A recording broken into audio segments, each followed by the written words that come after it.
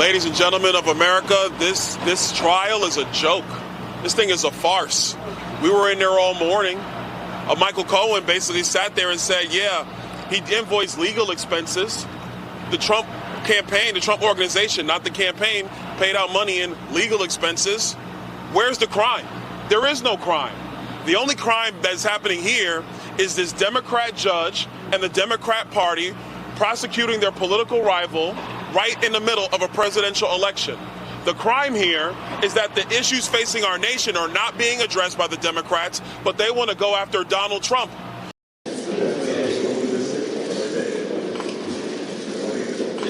Mr. Trump, are you directing surrogates to speak on your behalf? Mr. Trump, will you testify? I do have a lot of surrogates, and they are speaking very beautifully, and they come all from all over Washington, and they're highly respected, and they think this is the greatest scam they've ever seen. And Vivek, who's here right now, so he can speak for himself, he said this is a sham trial. It's politically motivated. It's an assault on the leading candidate for U.S. president. I would expect he would say something good, actually, so I won't go through the rest, but he's here. He's going to talk to you. The Speaker of the House is here. We have Byron Donalds. Corey is here. We have a lot of great people here to talk to you. Boy, oh boy, oh boy, oh boy, oh boy. Another day, which means more liberal tears, because the mainstream liberal media has gotten extremely desperate, okay? Really desperate, because all of the trials that people actually care about, the cases that people care about against Trump, they're not happening before the election. So they're stuck relying on Michael Cohen, who is a serial liar, and Stormy Daniels, who, again, is not reliable either, as a witness to potentially have Trump convicted during this hush money trial. Now, the problem that the mainstream liberal media is facing is that because this trial is not televised and because people have to read about what's happening and all of the coverage is kind of secondhand, a lot of people are just not tuning into this, right? A lot of people just don't really care about it. Okay, and the mainstream media is desperate to make people care about it because they are convinced that if people care about it and if Trump is convicted, that is somehow going to change the outcome of the election, which is obviously what they want. Okay, they want it so bad that CNN actually did an enactment of what was happening in the courtroom so that their viewers could get some type of visual or feel for what is happening during the trial. This is all-time cringe from CNN. Take a look. Take you actually inside the courtroom. We're going to page through word for word the most tense, the most revealing, and really the most crippling testimony for the former president. And then we're going to analyze where the prosecution won today, where the government missed some opportunities to bolster its case. There's a lot ahead. So let's start with Joey Jackson reading as Michael Cohen and Mercedes Colvin as prosecutor Susan Hoffinger. This exchange here is about the payment itself. Take it away. Now, after you learned from Dylan Howard and from Keith Davidson about the Stormy Daniels story and are wanting to publish that story and the conversations about purchasing that story, did you speak to Mr. Trump? I did. Can you tell us, first of all, why did you speak to Mr. Trump about it? Because it was a matter that affected him, and because that was what I always did, which was to keep him abreast of everything. Was this also a serious matter at that time? A very serious matter. Wow. I thought that MSNBC had stooped to the lowest level when it comes to their coverage of this trial by essentially comparing Stormy Daniels, who, again, is an adult film actress, to a nun. I thought that was an all-time low, but CNN basically told MSNBC to hold their beer when it comes to the level of cringe and desperation that the mainstream liberal media could get to when it comes to trying to make people care about this case, okay? I mean, this is just, I don't have words to even describe it, right? I mean, I can't believe we're living in this reality. I really can't. But anyways, the mainstream liberal media, they're upset, okay? Because Trump, according to them, right, this is their own theory, Trump is outsmarting the judge when it comes to gag orders. Okay, I believe that an appeals court had denied Trump's motion to have his gag order removed. So therefore, the former president of the United States doesn't have the freedom of speech to say what he has to say, to push back against people who are always attacking him and criticizing him, right? He doesn't have the ability to do that. And the mainstream media has come up with this conspiracy theory that Trump has gotten around the gag order.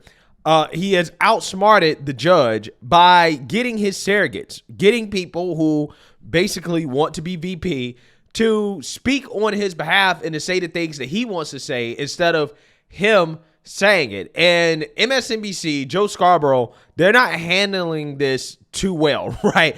The idea that you have Republicans coming out in defense of the former president, they must be working on behalf of Trump. They can't believe any of the things that they're actually saying, according to MSNBC. Very, very depressing. Both Senator J.D. Vance of Ohio, Senator Tommy Tuberville of Alabama said they were just there to support a friend.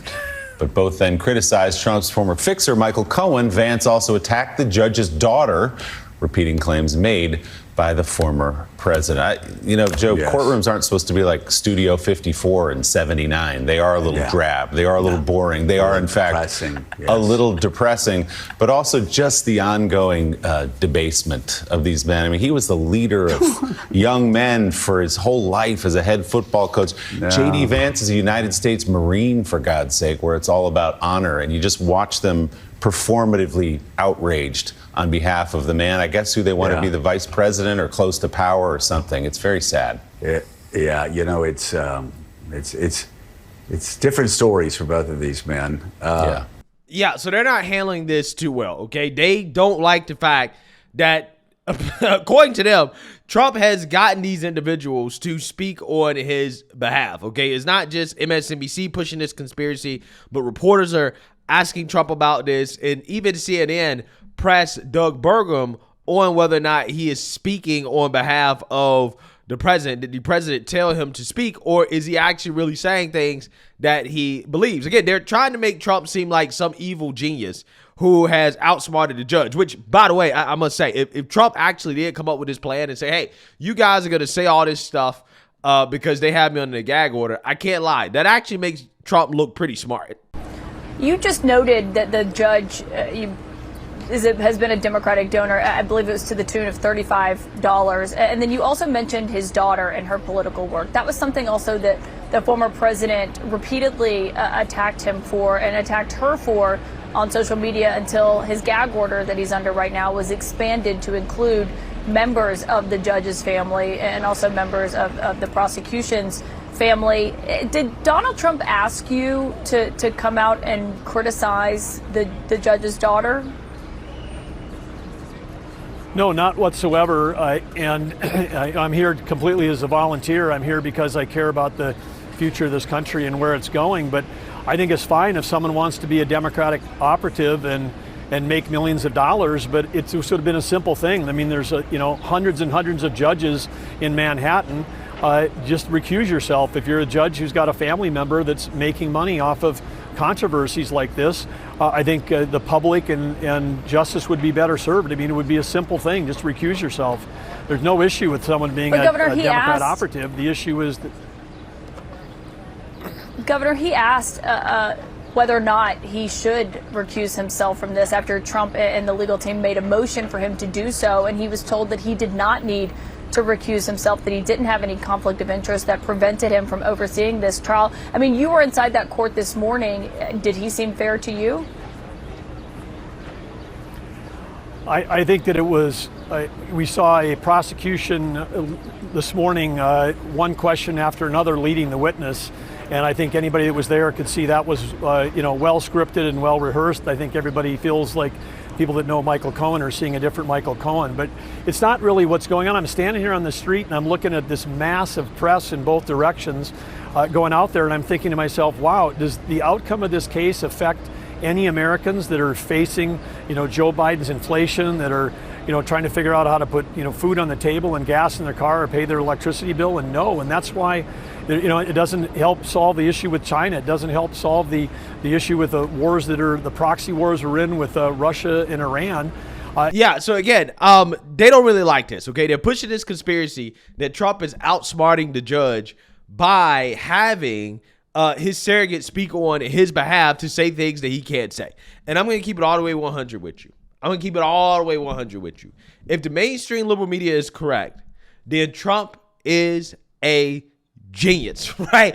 This is just another 4D chess move from Trump in what appears to be Trump running circles around the Democrats and the mainstream liberal media when it comes to outsmarting them and turning what is clearly and obviously a political persecution into a campaign opportunity.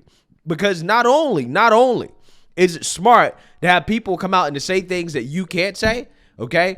Also on top of that, it's a good VP audition, right? Because you can see who can be the best cheerleader. One of the most important aspects of the job of being vice president is quite literally how well can you market and cheerlead for the administration, right? That's probably the most important quality, to be quite honest with you, is your ability to speak and to sell the administration, to speak on behalf of the president. And if Trump really came out with this idea of, hey, I'm going to have you guys go out there and say all the things I can't say, he's an absolute genius, right? Because you're killing 2 or 3 birds with one stone, okay? This is Trump moving like an efficient businessman, right? I'm just saying, okay? If he actually really did come up with this idea, which I personally believe that all of these people are speaking as friends of Trump, they're speaking as supporters of Trump, as people who truly do believe that this trial, these cases are politically motivated. So, hey, I don't think that is, because Trump told him to do it. I think they're doing it because this is what they believe. Also, on top of that, it's probably a good idea, right? If you're trying to be VP, and it kind of can give you an opportunity to show your stuff, because this is what you're going to have to deal with as Trump's VP. You're going to have to deal with these types of questions, and you're going to have to be constantly defending them because the media is always attacking the guy. So, let's go ahead and watch Vivek's response to the media and what's happening inside this courtroom, because nobody should be surprised that he's bringing the fire. Thank you. I want to thank my colleagues, Governor Burgum, Congressman Mills, and Congressman Donalds, for laying out the political backdrop here. This is a politicized persecution that is nakedly apparent. What I want to do is dive a little bit deeper into what we actually learned today in that courtroom. What do we see in there? First of all, I learned a lot from being in there in person. It is one of the most depressing places I have been in my life, but it is fitting because the only thing more depressing than the environment of that courtroom is what's actually happening in there. It's straight out of a Kafka novel. The prosecution's main strategy appears to be to bore the jurors into submission. And if you look in that direction, sadly, it may appear to actually be working. Now, I would like for anybody here in the press, anybody at home, anybody at MSNBC or the media afterwards, to clearly state what exactly is the crime that Donald Trump committed. Oh, wait. We have not heard a good answer to that question. It has been vague until today. You heard Michael Cohen's testimony, after which I would say it is less clear than ever what that crime actually was. They'll say falsifying business records. Well, let's look at who did we learn falsified business records today? Yet, what, hour, 2 hours, felt like it could have been 7 hours, of Michael Cohen talking about how he falsified business records. Okay, so you have a guy who has been a perjurer in the past that is now saying he falsified business records. What is the crime that Donald Trump committed? Now, it appears to be what they might allege is some sort of bookkeeping error or whatever. The real bookkeeping that we need accounting of is Judge Merchan's own family member collecting millions of dollars as a Democratic operative, using the existence of this trial as a fundraising ploy for Democrats. This is unconscionable. Imagine if the same shoe fit the other foot. Imagine if it was Joe Biden that was on trial. You had a Republican judge whose son was collecting millions of dollars as a Republican operative. What would you all be saying? Well, we all know they'd be saying. They'd be boohoo, whining, and crying. I mean, we had Joy Reid come out here and basically push the conspiracy theory that Judge Eileen Cannon was being bribed by Trump for Supreme Court seat. This is why she's delaying that classified documents case on his behalf, right? So they're already pushing conspiracy theories. They be crying about it. They be saying that it's rigged, et cetera, et cetera, et cetera. This is what they be saying. But again, the genius of this is that Trump knows that the cameras are going to be covering this trial 24/7. That's all they're going to talk about. So if he actually really came up with this idea of having all these people come out here and say all the things that he can't say, again, it's just another example of Trump running circles around these people, outsmarting these people left and right. Okay, I've never seen anything like this in politics. Okay, Trump might be the best political strategist in politics, at least right now. Okay, I'm keeping it 100 because if he actually did come up with this, it is genius. It really is. And again, who better to have state your case than somebody like a Vivek or a Byron Donalds or a Corey Mills or a J.D. Vance or a Doug Burgum, right? These are all the people that are showing up, okay? I think that this is amazing, right? It's like the Avengers showing up, right? The fight against, the Democrats. This would not be justice. This is injustice at its worst. So let's go even a layer deeper, right? Because let's go even a layer deeper, actually. The alleged crime here is supposedly, they try to point to this every day, that he does not actually use campaign funds, that he used personal funds. Well, let's get this straight. Suppose Donald Trump had used campaign funds to make a personal expense. They'd be going after him for that. So if they're going to get him going or they're going to get him coming, that is the best proof that this is a politicized sham. Let's go through it piece by piece. If you tell somebody to go buy you a suit and you want to look good on television because that'll affect the voters, the way voters vote for you, you know what? They prosecute politicians if they use campaign funds to buy a suit. If they say go get a haircut, if you use campaign funds to get a haircut because you want to look good to the voters, they will actually prosecute you for using campaign funds for a personal expense. Yet the entire legal theory of this case, the whole case that Alvin Bragg has brought, depends on one premise for them to charge this as a felony, is that Donald Trump somehow should have used campaign funds to make an allegedly personal payment. Yet if he had done that, their case against him would be even stronger. This is garbage. Yeah, and the feds would have came after him, right? The feds looked into this. They was like, nah, we're going to pass. The last Manhattan DA before Alvin Bragg, we're going to pass. Now, all of a sudden, Fat Alvin revives his case from the dead because Democrats need as many cases thrown against Trump as possible to try to rig the outcome of election. Again, everybody knows this is a sham. Everybody knows that this is not legitimate, right? And again, the fact that this trial is not being televised, and now the story, the narrative of what's happening really is going to be on the media, right? It's going to be on what people are saying outside of the court. And again, that's all the more reason why this is genius, right? It's absolutely genius to have people come out and to control the narrative for you. Don't let the mainstream media, don't let CNN do a fake play telling you what happened inside the court. No. Have your own people come out and say, this is what happened, right? Again, this is, wow. I can't believe the levels of just, again, genius this is. That is the best proof that you have that if they're going to get him going or get him coming, it's damned if you do, damned if you don't. This is a sham. This is not the United States of America. This is some third-rate banana republic. If this were happening in another country, we would be laughing at them as a sham democracy. I am ashamed as an American citizen to sit here in a courtroom watching the former leader of the free world, and let's be honest, likely next leader of the free world, sitting with the indignity in this dingy third-rate courtroom with fourth-rate prosecutors and a fifth-rate lawyer on the stand as a witness, who actually is violating attorney-client privilege left and right. Nobody's even talking about that. So this is a shame on the spirit in our country's history, but we will get through it and be stronger because you know who ultimately actually cast the vote on this case? It's not just the jurors in that jury box. It's every one of you at home. It's every American who votes this November to say no to the weaponization of justice. And if you're at home, you may say, you know what, I don't agree with everything Donald Trump's ever said. You know what, I may not agree with some of his policies even though they were great policies for 4 years. But you do agree, whether you are Democrat or Republican or black or white or gay or straight or man or woman, that our justice system should be blind to politics. That regardless of whether your last name is Biden or Trump, regardless of whether you've been a politician or not, you get a fair shake in our own legal system. And when you have a prosecutor who campaign on the pledge of going after Trump and then keeps his campaign pledge, when you have a judge whose kids are collecting money from Democratic operatives by fundraising off the very trial that that judge is presiding over, and then telling the U.S. president that he's subject to a gag order, that he can't talk about it, that is not justice. That is a bastardization of what this country was founded on. And I'm here, and all of us are here as friends of Donald Trump, supporting him in our personal capacity, sharing our opinions. That's why we're here today.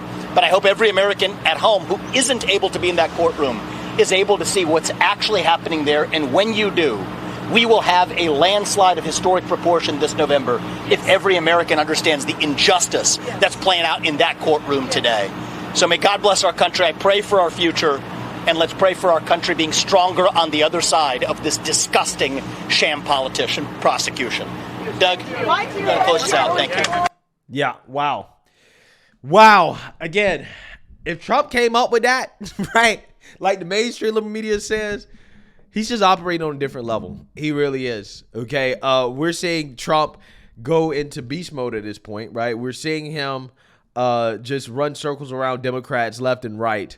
And, you know, hey, I mean, this is a great way to control the narrative. The fact that, again, that this is not being televised plays into Trump's strengths, and the media is desperate for this trial to move the needle, right? This is all they have left, right? They have nothing else after this trial. This trial has to move the needle. If this doesn't move the needle, okay, especially if Trump is found to be guilty, if this doesn't move the needle, it's done, right? It's over. They don't have anything else. So that's where the desperation is coming in. Let me know what you guys think. Make sure you like, comment, and subscribe. Most importantly, share a Black conservative perspective. Peace.